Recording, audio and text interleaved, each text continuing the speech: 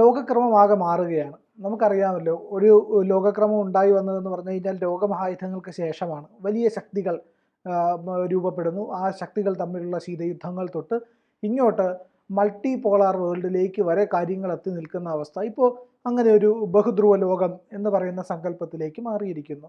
എന്താണ് ഇപ്പോഴത്തെ ഒരു ലോകക്രമത്തിനെ പൊതുവിൽ ഒന്ന് പരിശോധിച്ചാൽ, ഒന്ന് വിശകലനം ചെയ്താൽ നമുക്ക് പറയാൻ കഴിയുന്ന കാര്യങ്ങൾ? പ്രിയ, കുറേ ആളുകൾ ഇതിനു മുമ്പ് തന്നെ രാഷ്ട്രീയ വിശകലന വിദഗ്ധരൊക്കെ തന്നെ വിശകലനം ചെയ്തു വെച്ചിട്ടുള്ള ഒരു കാര്യമാണ്. അതായത് സർവാധിപത്യം അല്ലെങ്കിൽ ഏകാധിപത്യം എന്ന് പറയുന്നത് എല്ലാ കാലവും നിലനിൽക്കില്ല. അത് നമ്മൾ ഇതല്ലാതെ ഇവരെ പറ്റി പഠിക്കാതെ തന്നെ നമ്മൾ പലപ്പോഴും പറയുന്നതാണ്, ഏകാധിപതിയായിട്ട് വാഴാൽ അധിക നാളൊന്നും കാര്യങ്ങൾ ഓടില്ല എന്ന് നമ്മൾ പറയുന്നതാണ്. അപ്പോൾ ഈ മാറുന്ന ലോകക്രമം വീണ്ടും ചർച്ചയാകുന്നത് അമേരിക്ക ഈ ലോകക്രമത്തിൽ എന്താ പറയുക, ഏറ്റവും ടോപ്പിലിരിക്കുകയോ അമേരിക്ക നിയന്ത്രിക്കുന്ന കാലഘട്ടമായിരുന്നു ഇതുവരെ ഉണ്ടായിരുന്നത്. അപ്പോൾ ഇപ്പോൾ അത് മാറി. ഇപ്പോൾ ചൈന, ഉത്തര കൊറിയ, റഷ്യ, ഇന്ത്യ തുടങ്ങിയിട്ടുള്ള രാജ്യങ്ങൾ ചേർന്നുകൊണ്ട് മൾട്ടിപോളാറിലേക്ക് കാര്യങ്ങളെല്ലാം കൂടി വരുന്ന ഒരു സ്ഥിതിവിശേഷമുണ്ട്. അപ്പോഴാണ് ഈ ഒരു കാര്യം, ലോകക്രമം വീണ്ടും മാറുന്നു എന്നുള്ള ഒരു ചർച്ചാ വിഷയം തന്നെ വീണ്ടും ഉണ്ടാകുന്നത്. നമുക്ക് ഇതൊന്ന് പരിശോധിച്ച് നോക്കാം. മുൻ അമേരിക്കൻ വിദേശകാര്യ സെക്രട്ടറി ആയിരുന്ന ഹെൻറി കിസിഞ്ചർ, അദ്ദേഹത്തിൻ്റെ ഒരു പുസ്തകമുണ്ട്. അദ്ദേഹം എഴുതിയ പുസ്തകമാണ് വേൾഡ് ഓർഡർ എന്ന് പറയുന്ന പേരാണ് അതിനുള്ളത്. അദ്ദേഹം അതിൽ പറഞ്ഞിരിക്കുന്നത്, ലോകം ഏകധ്രുവ ശക്തിയുടെ കീഴിൽ സമാധാനം നിലനിർത്തില്ല എന്നാണ് അദ്ദേഹം അതിൽ പറഞ്ഞുകൊണ്ടിരുന്നത്.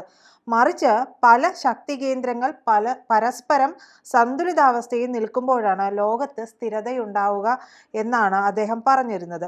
അപ്പോൾ അദ്ദേഹം പറയുന്ന ഒരു ടേം എന്ന് പറയുന്നത് ബാലൻസ് ഓഫ് പവർ എന്നാണ്. അപ്പോൾ ആ ഒരു കാര്യത്തിലേക്ക് ഇപ്പോൾ നമ്മൾ നോക്കിയിട്ടുണ്ടെങ്കിൽ കാര്യങ്ങളെല്ലാം വന്നുകൊണ്ടിരിക്കുന്ന ഒരു സാഹചര്യമുണ്ട്.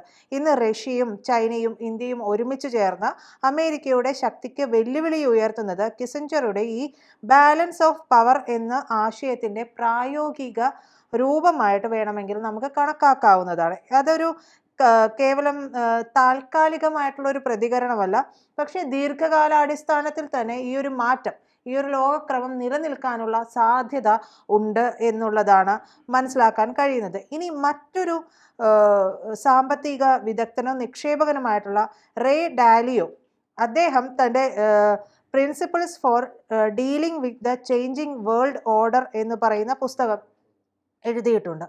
അതിൽ അദ്ദേഹം പറയുന്ന കാര്യം എന്ന് പറയുന്നത്, രാജ്യങ്ങളുടെ സാമ്പത്തിക രാഷ്ട്രീയ ഉയർച്ചയും തകർച്ചയും ചരിത്രപരമായിട്ടുള്ള ഒരു ചക്രമാണ് എന്നാണ് അതിൽ പറയുന്നത്.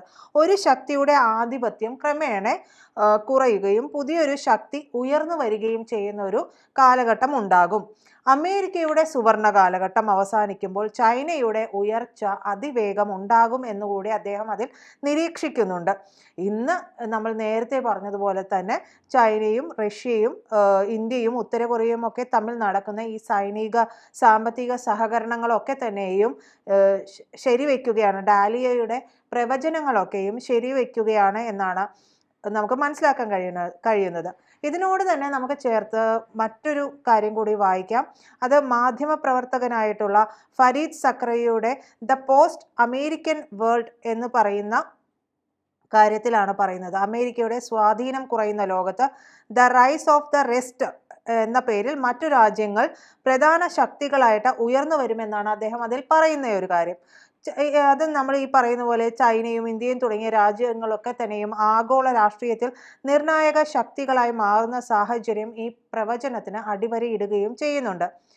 ഇതിൽ മറ്റൊരു കാര്യം പറയാനുള്ളത്, യൂറേഷ്യൻ രാഷ്ട്രീയ ശാസ്ത്രജ്ഞനായിട്ടുള്ള സാമുവൽ പി ഹണ്ടിങ്ടൺ, അദ്ദേഹത്തിൻ്റെ പുസ്തകമായിട്ടുള്ള ദ ക്ലാഷ് ഓഫ് സിവിലൈസേഷൻസ് എന്ന് പറയുന്ന പുസ്തകത്തിൽ പറയുന്നത്, ഇനി വരുന്ന യുദ്ധങ്ങൾ രാജ്യങ്ങൾ തമ്മിലായിരിക്കില്ല എന്നാണ് പറയുന്നത്, മറിച്ച് അത് സംസ്കാരങ്ങൾ തമ്മിലായിരിക്കുമെന്ന് അദ്ദേഹം പറയുന്നുണ്ട്.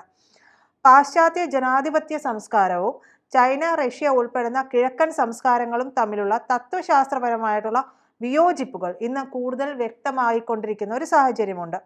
പുതിയ സഖ്യങ്ങളുടെ രാഷ്ട്രീയ നിലപാടുകളും ആശയങ്ങളും ഹണ്ടിങ്ടൺ മുന്നറിയിപ്പ് നൽകിയ ഈ സംസ്കാര സംഘർഷം നമുക്ക് മുന്നിൽ ശരിവെക്കുകയും ചെയ്യുന്നുണ്ട്.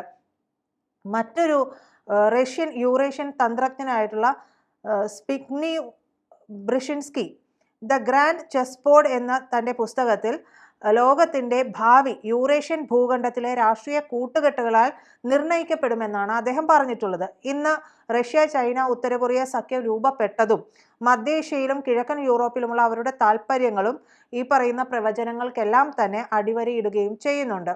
ഇനി മറ്റൊരു ലോകരാഷ്ട്രീയത്തെ വിശകലനം ചെയ്തിട്ടുള്ള ചിന്തകനായിട്ടുള്ള ഇമ്മാനുവൽ വാലർസ്റ്റീൻ, അദ്ദേഹം ലോകരാഷ്ട്രീയത്തെ കോർ പെരിഫറി ഘടനയായിട്ട് വിശകലനം ചെയ്തിട്ടുണ്ട്.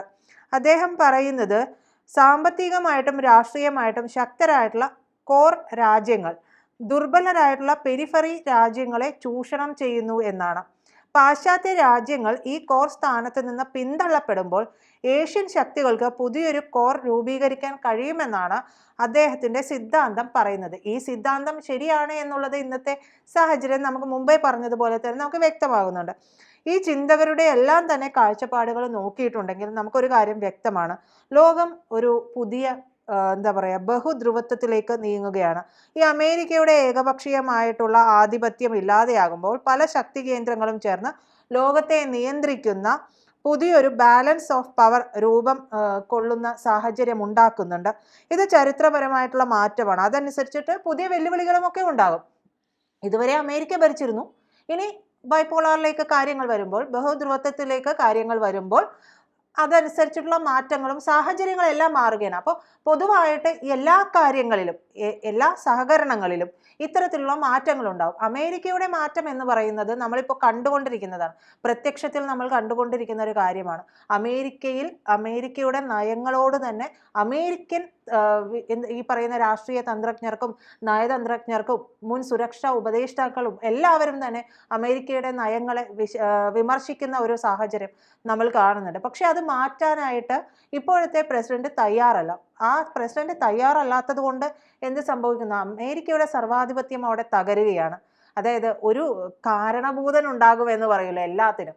ഈ കാരണഭൂതനായിട്ട്, അതായത് അമേരിക്കൻ ഈ സാമ്രാജ്യത്തെ എന്നൊക്കെ പറയുന്ന രീതിയിൽ അതിൻ്റെ ഒരു അടിവേരിറക്കുന്ന വേണ്ടിയിട്ട് ഭൂജാതനായിട്ടുള്ള ആളാണ് അമേരിക്കൻ പ്രസിഡന്റ് ഡൊണാൾഡ് ട്രംപ് എന്നുള്ളത് നമുക്ക് വേണമെങ്കിൽ വായിച്ചെടുക്കാം. കാരണം അദ്ദേഹം ഇപ്പോൾ ചെയ്തുകൊണ്ടിരിക്കുന്ന ഈ കാര്യങ്ങളെല്ലാം തന്നെ ഇത്രയും അധികം ആളുകൾ അമേരിക്കയിൽ നിന്ന് പോലും അദ്ദേഹത്തിനെതിരെ പറയുമ്പോഴും ഒരു ഇഞ്ച് മാറ്റം വരുത്താനായിട്ട് അദ്ദേഹം തയ്യാറല്ല എന്നുള്ളത് നമ്മൾ തമ്മിൽ കഴിഞ്ഞ ദിവസം സംസാരിച്ച പോലെ അമേരിക്ക ഇന്ത്യയോട് മാപ്പ് പറയണം. ഈ താരിഫ് പിൻവലിച്ച് നിരുപാധികം അമേരിക്ക ഇന്ത്യയോട് മാപ്പ് പറയണമെന്ന് അദ്ദേഹം ഒരു നയതന്ത്രജ്ഞൻ പറഞ്ഞതായിട്ട് നമ്മൾ സംസാരിച്ചു. എന്തുകൊണ്ടാണ്? അവരെല്ലാം തന്നെ വിലയിരുത്തുന്നുണ്ട്. ഇനി വരുന്ന ലോകം എന്ന് പറയുന്നത്, വരുന്ന കാലഘട്ടം ഭരിക്കാൻ പോകുന്നത് ഇന്ത്യയാണ്. ഇനി ഇന്ത്യ അല്ല എന്ന് വയ്ക്കുക, ഈ ഒരു കൂട്ടുകെട്ടാണ്. റഷ്യ, ഉത്തര കൊറിയ, ചൈന, ഇന്ത്യ കൂട്ടുകെട്ടാണ് എന്ന് വയ്ക്കുക. അപ്പോഴും അമേരിക്കയ്ക്ക് നഷ്ടമാണ്. അമേരിക്ക മാത്രം എല്ലാ കാര്യങ്ങളിൽ നിന്ന് പിന്തള്ളപ്പെടും. ഇപ്പോൾ തന്നെ അമേരിക്ക നഷ്ടത്തിൽ ഓടിക്കൊണ്ടിരിക്കുന്ന ഒരു പ്രസ്ഥാനമാണ് എന്നുള്ളത് നമുക്ക് എല്ലാവർക്കും അറിയാം. പക്ഷെ ഈ പുറമോടി മാത്രമേ ഉള്ളൂ. ഈ പുറമോടി വെച്ചുകൊണ്ട് എത്ര നാൾ ഈ ഷെല്ല് എപ്പോഴാണ് തകർന്നു വീഴുക എന്നുള്ളത് ശവപ്പെട്ടി പോലെ സത്യം. അപ്പൊ അത് എന്ന് തകർന്നു വീഴും എന്നുള്ളത് നമുക്കറിയില്ല. എന്തായാലും ഈ പറയുന്ന വിശകലന വിദഗ്ധരും നയതന്ത്രജ്ഞരും എല്ലാം പണ്ടേ പ്രവചിച്ചു വെച്ചതുപോലെ തന്നെയാണ് കാര്യങ്ങൾ. അതായത് ഇതൊരു സൈക്കിളാണ്. ഇതിങ്ങനെ മാറിക്കൊണ്ടേയിരിക്കും. കാലഘട്ടത്തിനനുസരിച്ച് ഇതിങ്ങനെ മാറിക്കൊണ്ടേയിരിക്കും. അതിന് ഇവരുടെയൊക്കെ നയങ്ങൾ ഒരു കാരണമായി തീരുന്നു എന്ന് മാത്രമേ ഉള്ളൂ. കൂടുതൽ വാർത്തകളും വിശേഷങ്ങളും നിങ്ങളിലേക്ക് എത്താൻ ABC മലയാളം സബ്സ്ക്രൈബ് ചെയ്യുക, ബെൽ ബട്ടണും അമർത്തുക.